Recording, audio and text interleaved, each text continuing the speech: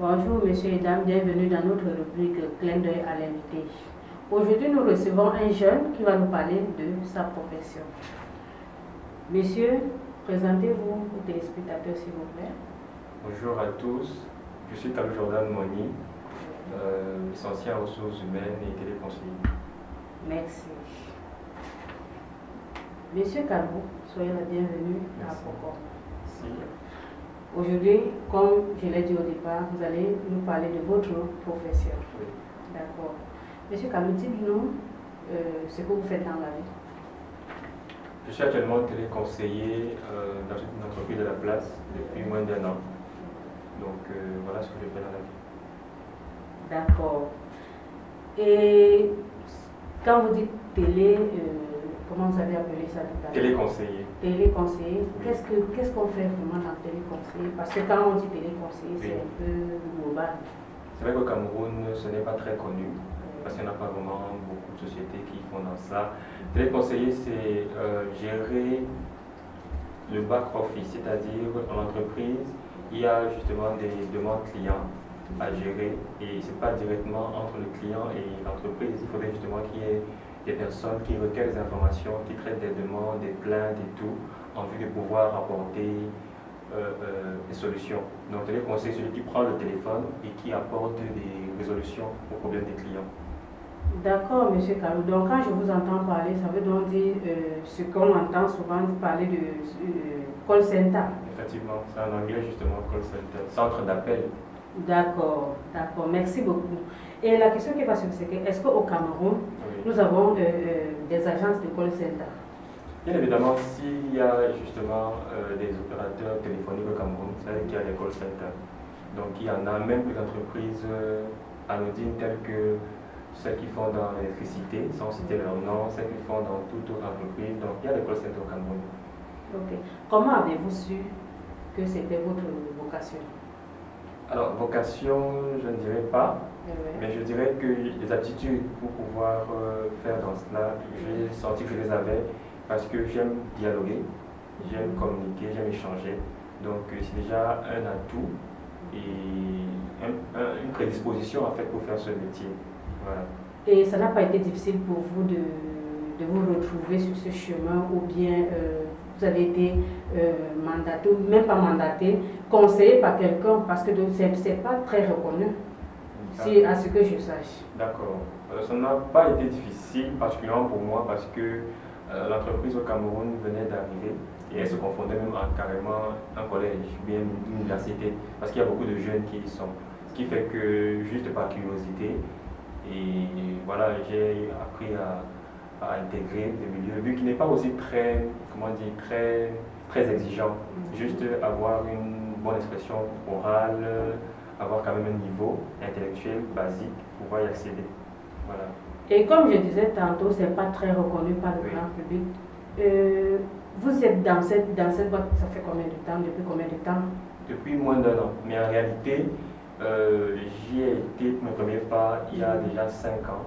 C'est vrai que j'étais encore au sortir de BTS, donc j'ai fini de composer vendredi. J'ai commencé lundi, la même semaine. Ce qui fait que, en vue de vouloir d'abord finir avec mon école, j'ai mis un stop à un moment et je suis revenu. Donc voilà, ce que je peux dire encore en plus, c'est que moins d'1 an, mais j'ai parcouru un certain nombre de services, parce que ce n'est pas seulement les appels qu'on y prend. Il y a le back-office, c'est-à-dire gérer, comme j'ai dit tout le monde, on prend les demandes des clients pour transmettre à l'entreprise, mais il y a un traitement qui se fait. C'est comme à la banque, par exemple, quand le client va vers son gestionnaire ou celui qui est au guichet, il y a des gens qui travaillent derrière. Donc justement, il y a aussi ce service-là que j'ai eu aussi à pouvoir occuper, sans prendre des appels forcément. Et ce que je voulais savoir, c'est que est-ce que c'est facile pour vous ou c'est un peu difficile, le métier le travail de call center? Tout comme tout autre métier, c'est facile, c'est difficile. Maintenant, c'est comment justement on perçoit la chose. Voilà. C'est vrai que c'est très stressant, c'est très contraignant, parce que son programme, on ne le définit pas soi-même, puisque c'est un service d'écart. Donc le programme est défini par l'entreprise, l'emploi du temps. Et il y a des performances, il y a chaque fois des challenges que tu dois te donner personnellement, mais aussi des des résultats en fait.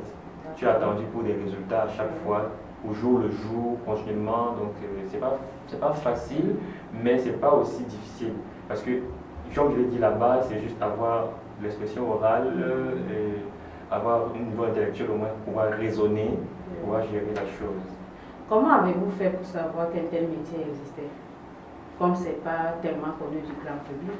D'accord. C'est vrai que, tout comme vous, hein, j'étais comme vous, je ne me posais pas la question que ceux qui sont peut-être dans les entreprises en fait, de la place, qui gèrent dans l'opération téléphonique, comment y accéder. Mais quand je me suis fauté, je me suis rendu compte que, comment dire, ce n'est que normal. Ce n'est que normal de pouvoir justement avoir ce type de personnes. Voilà, donc c'est juste comme je dis par bouche à oreille et puis par curiosité, par envie aussi justement de pouvoir se faire, parce que ce n'est pas de la profession, c'est juste un métier, donc on va dire de tremplin, parce que la plupart des personnes que j'ai rencontrées m'ont toujours encouragé dans ce sens, parce qu'ils ont commencé au bas de l'échelle avant de pouvoir monter. Donc c'est en fait une expérience, tout simplement. Ok, aujourd'hui avec le phénomène de la digitalisation qui se répand dans le monde entier, oui. Pensez-vous que ce métier a de l'avenir? Bien évidemment. Bien évidemment parce que si les machines pouvaient tout faire, les hommes ne serviraient à rien. Il y a des machines depuis très longtemps pour dire qu'on a besoin de sensibilité pour communiquer avec les hommes, on a besoin des émotions, de ressentir ça, on a besoin de pouvoir vraiment se faire entendre. La machine va juste répondre et quand elle ne va pas connaître certaines choses, elle va rejeter. Donc avec la digitalisation justement, ça va toujours persister ce métier parce que, comme je l'ai dit, il faudrait recueillir avec la chaleur l'information des clients et la traiter. La machine peut traiter peut-être là au milieu, mais il faudrait encore rendre maintenant la réponse. Et l'homme a toujours besoin de pouvoir intervenir à un moment. D'accord. Est-ce qu'il y a un âge pour entrer dans le métier de call center? Non, je ne dirais pas. Je ne dirais pas parce que c'est vrai que maintenant, les conditions en termes pécuniaires, les conditions financières ne vont pas forcément plaire à certaines personnes, certains âges, parce qu'avec la responsabilité, avec les enfants, avec les tout. Mais pour ceux qui commencent, qui débutent leur vie, c'est plus aisé pour eux parce que ça leur permet au moins de pouvoir d'être indépendants. Parce que la plupart, je vais vous dire que moi, quand je prends le moto, taxi pour aller au travail, on demande c'est pas c'est un lycée là-bas, c'est un collège, c'est une université, parce qu'il y a beaucoup plus de jeunes. Mais il n'y a pas d'âge. Comment faites-vous pour transcender les difficultés? Oui. En fait, les difficultés, vraiment, c'est se dire, dans la vie, quand on demande souvent en plein entretien d'embauche, on demande souvent est-ce que vous avez la capacité, l'aptitude de gérer la pression, de gérer le stress. Oui. Donc se dire vraiment, je dois me challenger moi-même. Déjà, c'est ça d'abord se dire. Parce qu'en réalité, ça se développe. Particulièrement, moi, j'ai été à l'hôpital il y a quelques mois où on me disait justement, monsieur n'est pas malade, parce que les examens, on m'a dit n'est pas malade. Beaucoup de stress, beaucoup de pression. Et il m'a demandé là où je travaillais, je lui ai fait parler, il comprenait. Par contre, le conseil qu'il m'a donné, c'est de pouvoir, au sortir du travail, tout oublier. Donc justement, c'est ça en fait. En même temps, je ne peux pas justement faire autrement puisque je n'ai pas de machine chez moi pour gérer ce travail. C'est vrai qu'il y avait le travail à domicile pendant le corona. Je n'ai pas le pouvoir le faire. Mais pour dire que, étant donné qu'on a donné de clients, donc je ne peux pas travailler chez moi et donner des clients. Mais vraiment pour transcender ça, je travaille au travail. Au sortir du travail, je ne connais plus le travail. D'accord. Et pendant que vous êtes en train de travailler, est-ce qu'il n'y a pas parfois, comme on entend souvent dire, un numéro appelé, tout simplement parce qu'il veut jouer, il a reçu peut-être un numéro ici, il a encore de jouer. Est-ce que vous ne recevez pas ça tous les jours? Bien sûr, ce n'est que moi, parce que moi j'ai eu à le faire, je rappelle, j'avais appris le numéro de la police, des pompiers et tout, j'appelais pour déranger. Donc, bien sûr qu'il y en a toujours. Et ça met un peu même de l'humour, je veux dire. Ça fait plaisir, quelquefois, parce que quand tu vis avec quelqu'un qui n'est pas là pour rire, qui n'est pas pour blaguer, même s'il n'est pas face à toi, mais il te renvoie des émotions, une pression. Voilà. Alors, quand ça fait un peu un équilibre, ça met de l'eau dans le moulin. Je peux dire merci. Racontez-nous votre plus beau souvenir dans le métier. Justement, puisqu'on en parle, le plus beau souvenir, c'est vraiment. Parce que l'entreprise, en fait, gère le local et l'international. J'ai commencé en gérant les clients de l'international. C'était la délocalisation en fait, d'un service français. Donc les Français étaient surpris que leurs appels soient pris à partir du Cameroun.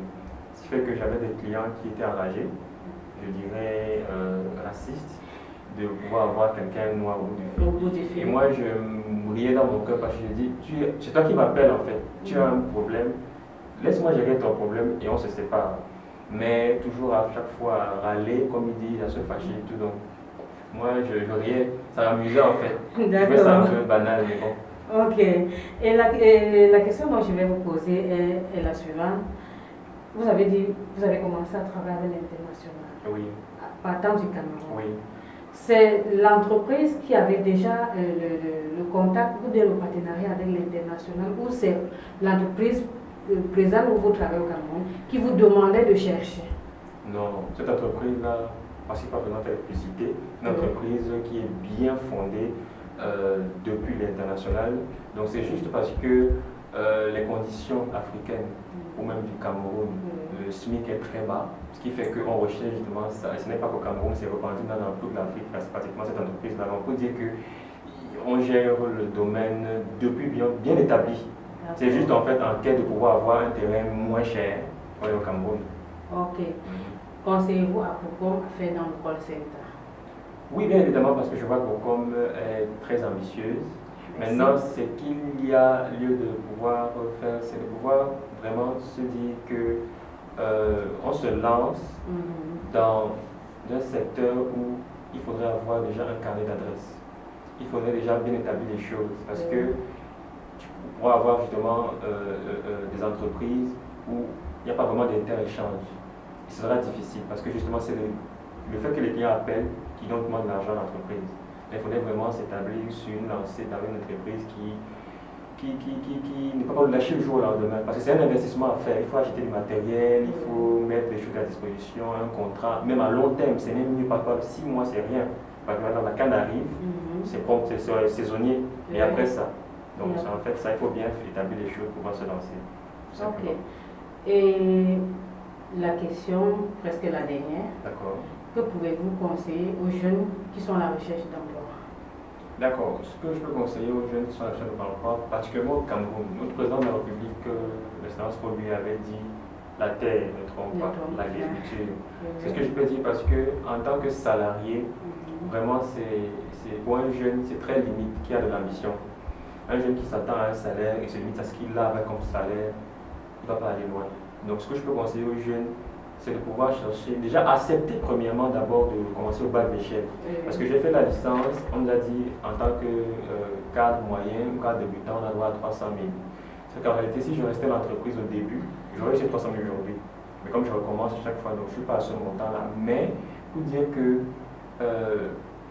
déjà, si j'avais cette base-là, je me serais projeté. Et en vue justement de se projeter, c'est pouvoir se dire je suis indépendant, pas dépendant. Je peux me dire un jour, après 5 ans, je lâche l'entreprise. Mais il faudrait justement que j'ai de l'ambition. Et un jeune ambitieux, c'est celui-là qui crée des entreprises, celui-là qui cherche des voies et moyens pour pouvoir être son propre patron, son propre chef en fait. Donc c'est l'entrepreneuriat que je conseille aux jeunes, vraiment de se lancer dans ce que le président a dit, l'agriculture, ça ne trompe pas. Certes, l'agriculture ne trompe pas, mais le jeune là qui ne veut pas commencer au bas de l'échelle, donc travailler pour un salaire minable ou bien petit comme on dit souvent, et qui s'assoit carrément à la maison, pense que ça va descendre du ciel pour venir le retrouver. Est-ce que celui-là peut vraiment construire quelque chose de meilleur? Justement, puisqu'il ne se donne pas les moyens, il ne se donne pas les prédispositions pour arriver en haut. Pour arriver en haut, on dit souvent en un adage dit, pour aller on ménage sa monture. La plupart maintenant, c'est dériver vers l'alcool, dériver vers des choses inutiles. Moi, par exemple, j'ai arrêté au niveau de licence parce que je ne voulais plus dépendre de mes parents. Mais, comment dire, en disant aussi justement que le diplôme pouvait être là, mais je ne pourrais pas seulement accéder à certains postes parce que il suffit d'avoir des diplômes, c'est vrai. Parce que souvent, ça lasse les jeunes d'avoir des diplômes après ne rien faire avec. Mais, déjà avoir ce diplôme-là nous ouvre des portes. L'entreprise dans laquelle je suis, on apprend par quelqu'un au moins du bac plus 2. Alors ce jeune-là qui va aller loin, ça avoir un bac plus 2. Déjà le bac plus 2 c'est BTS. C'est-à-dire que la licence c'est comme le bac. J'ai eu mon bac à 19 ans, donc c'est comme le bac. Donc maintenant il faut déjà se mettre des bases. Maintenant, quand il y a ces bases-là maintenant, quand quelqu'un vraiment a un projet d'aller loin, il se dit que je me dis un temps, et ce temps-là passe, je n'ai encore rien fait, alors je pense qu'il va réfléchir, il va revoir sa façon de passer. Merci beaucoup, M. Cano. Je vous en prie, madame. Ok. Là, ce que je vais dire, c'est que les jeunes qui nous regardent doivent vraiment écouter vos conseils parce que c'est nécessaire. C'est un jeune comme eux qui leur parle. Donc, ils ont vraiment intérêt, comme on dit, à vraiment se mettre dans le travail. Parce que ce n'est pas facile. Ok. Merci aux Aprocomites de nous avoir écoutés. C'est la fin de ce programme. Merci et restez connectés à Aprocom. Nous répondons au numéro suivant 678 85 17 08. Je suis Pélagie Chapou pour vous servir. Bye bye.